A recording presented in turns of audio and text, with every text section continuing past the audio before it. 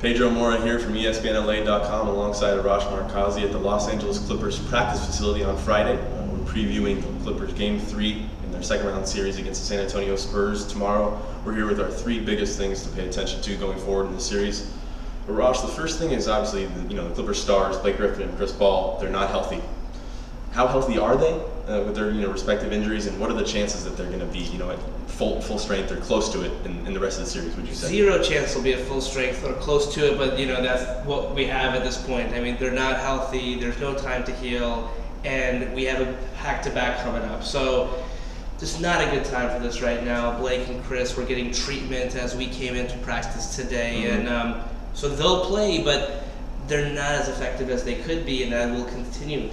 Yeah, they're not as effective. Chris Paul in particular has been nowhere near effective so far in this series. I mean, two of his worst playoff performances of his career, really, maybe arguably, last night was his worst to date. The second thing then we wanted to touch on was what's the single biggest thing the Clippers have to do differently tomorrow at the Staples Center and on Sunday in order to send this series back to San Antonio and not go home in 2 days, be done with their season in 2 days. I think you touched on it, Pedro. I mean, Chris Paul runs this team. This team is only as effective as he can be.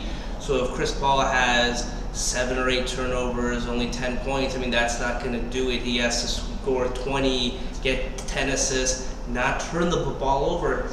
We haven't seen that kind of player. Yeah, he turned the ball over 8 times last night. One of his, I think it was either his career high or close to it. I mean, he just doesn't produce those types of games normally. He's averaging more than 4 turnovers a game so far in the playoffs, 38 in 9 games. The third thing then, Arash, is, really though, what are the odds? What do you think? Do you think they're going to be able to send this into 5 or 6 Yes, games? I think they will get the split. I could be totally wrong here, and you could be laughing at me as you watch this after the sweep, but I do think they'll get one of these games here in Los Angeles. They will send it back. The series is over in 5. That was my pre-series prediction, and it's looking pretty good right now, unfortunately, for the Clippers. I'm going to agree with that, but kind of in an unconventional method, because I think the Spurs are going to win tomorrow night, and I think they're gonna rest their players. I think a little bit on Sunday night, I thought that, and then because it really doesn't matter to them, if they win in 5 games. Yeah. I think they'll be fully confident going home to San Antonio and winning one of the next 3. It's a closeout game, and he's going to rest all his starters. I mean, it's almost unprecedented in the second round of any playoff in any sport. I mean, but the Spurs could honestly do it, and no one can really criticize them for it either. That's a crazy thing. Well, we've been Pedro Moura and Arash Markazi here at the Clippers practice facility for ESPNLA.com.